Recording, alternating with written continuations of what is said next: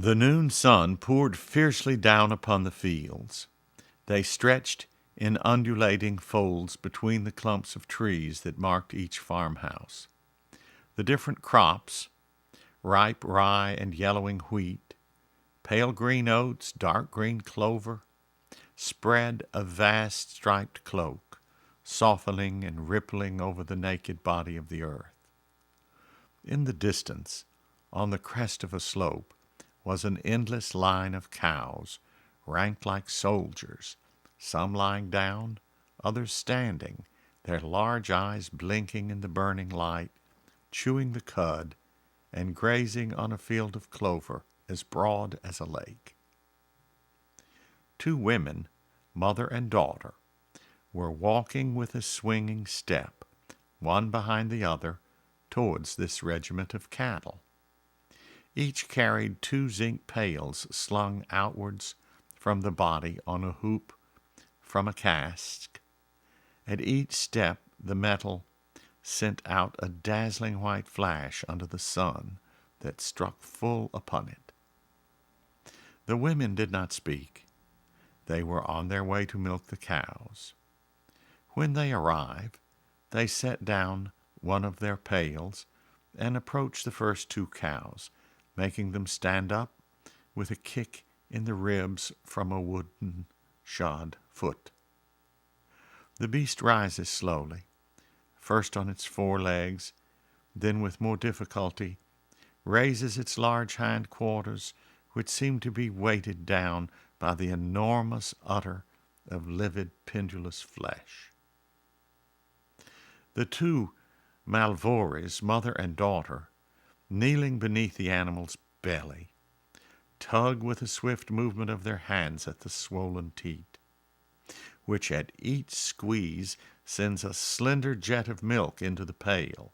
The yellowish froth mounts to the brim, and the women go from cow to cow until they reach the end of the long line. As soon as they finish milking a beast, they change its position, giving it a fresh patch of grass on which to graze. Then they start on their way home, more slowly now, weighed down by the load of milk, the mother in front, the daughter behind. Abruptly, the daughter halts, sets down her burden, sits down, and begins to cry. Madame Malvory, missing the sound of the steps behind her, turns round and is quite amazed. "What's the matter with you?" she said. Her daughter Celeste, a tall girl with flaming red hair and flaming cheeks, flecked with freckles, as though sparks of fire had fallen upon her face one day as she worked in the sun, murmurs, moaning softly, like a beaten child, "I can't carry the milk any further." Her mother looked at her suspiciously. "What's the matter with you?" she repeated. "It drags too heavy. I can't," replied Celeste, who had collapsed and was lying on the ground between the two pails, hiding her eyes in her apron. "What's the matter with you, then?" said her mother for the third time. The girl moaned. "I think there's a baby on the way," and she broke into sobs. The old woman, now in turn, set down her load, so amazed that she could find nothing to say. At last she stammered, You're going to have a baby, you clod! How can it be?" The Malvories were prosperous farmers, wealthy and of a certain position, widely respected, good business folk, of some importance in the district. "I think I am all the same," faltered Celeste, the frightened mother looking at the weeping girl groveling at her feet. After a few seconds she cried, "You're going to have a baby? A baby? Where did you get it, you slut?" Celeste, shaken with emotion, murmured, "I think it was Paulietti's coach." The old woman tried to understand, tried to imagine, to realize who could have brought this misfortune upon her daughter. If the lad was well off and of decent position, an arrangement might be come to. The damage could still be repaired. Celeste was not the first to be in the same way. But it was annoying all the same, seeing their position and the way people talked. "And who was it, you slut?" she repeated.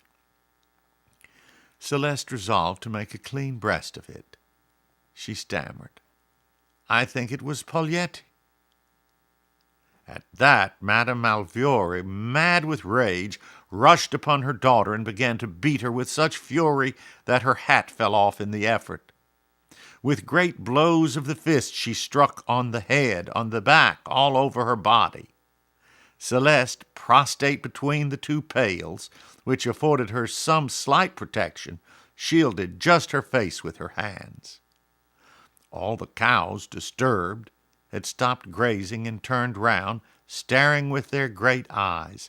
The last one mooed, stretching out its muzzle toward the women. After beating her daughter till she was out of breath, Madame Malfiore stopped, exhausted. Her spirits reviving a little, she tried to get a thorough understanding of the situation. "Pagliette, Lord save us, it's not possible. How could you, with a carrier? You must have lost your wits. He must have played a trick, the good-for-nothing."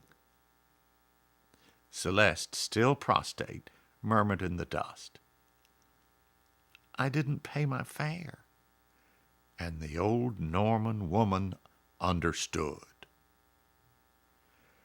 Every week on Wednesday and on Saturday, Celeste went to town with the farm produce, poultry, cream, and eggs. She started at 7 with her 2 huge baskets on her arm, the dairy produce in one, the chickens in the other, and went to the main road to wait for the coach to Yvetot.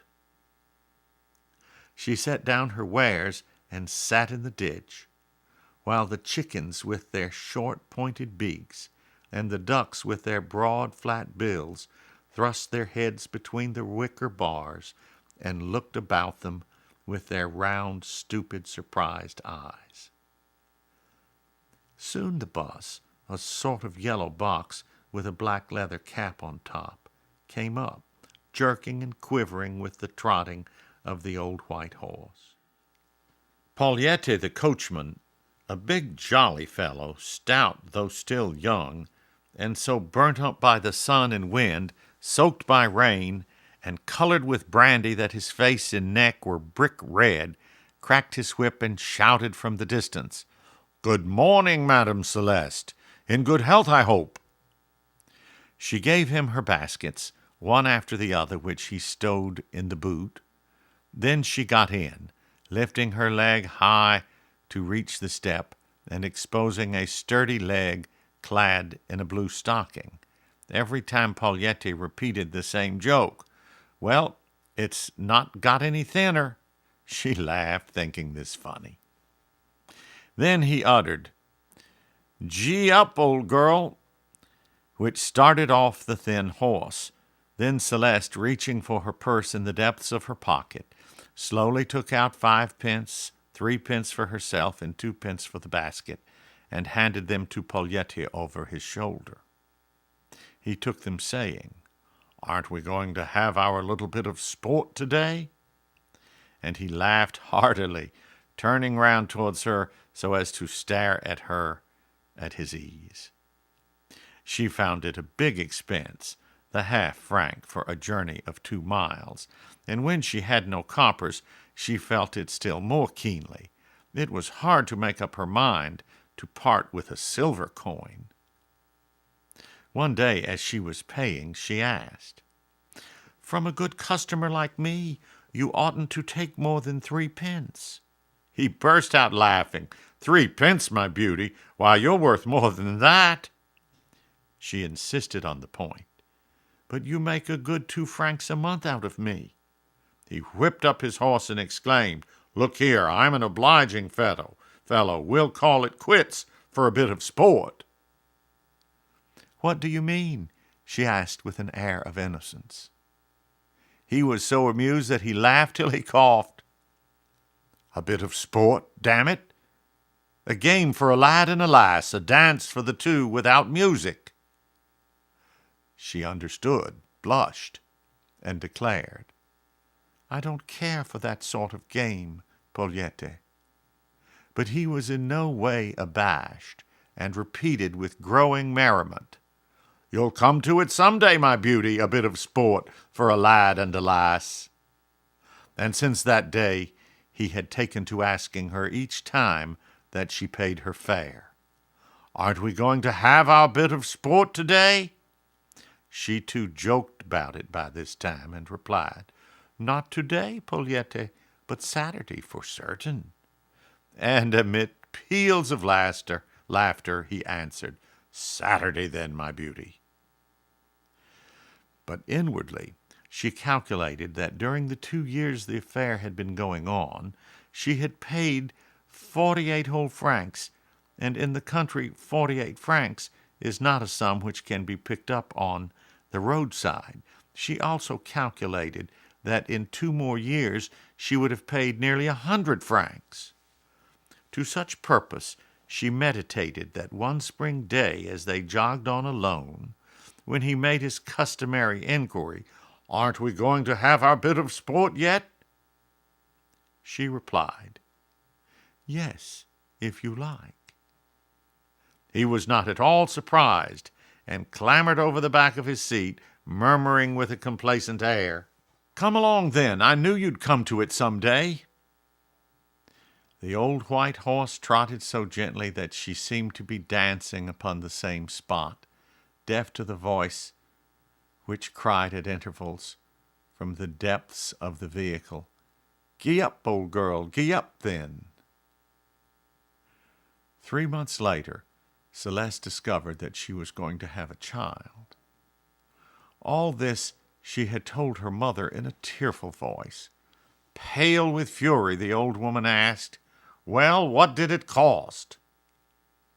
4 months, that makes 8 francs, doesn't it? Replied Celeste.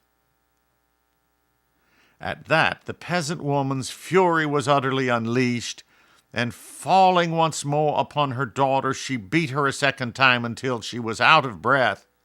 Then she rose and said, Have you told him about the baby? No, of course not. Why haven't you told him? Because very likely he'd have made me pay for all the free rides. The old woman pondered a while. Then she picked up her milk pails.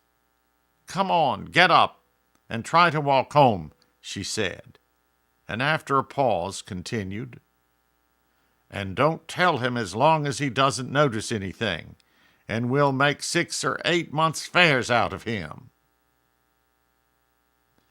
And Celeste, who had risen, still crying, disheveled, and swollen round the eyes, started off again with dragging steps, murmuring, Of course I won't say.